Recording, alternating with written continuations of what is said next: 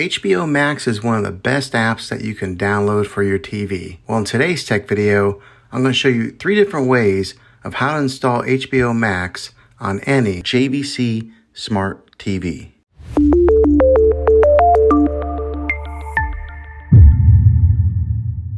It can be really frustrating if you want to watch some of the great content that is on HBO Max and you find that your TV is unable to download it. At the time of this recording, HBO Max is only available on certain brands of TVs.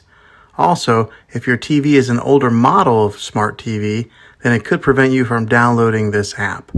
So the way that I'm going to show you how to install HBO Max will be able to work on any model of TV on any year of TV.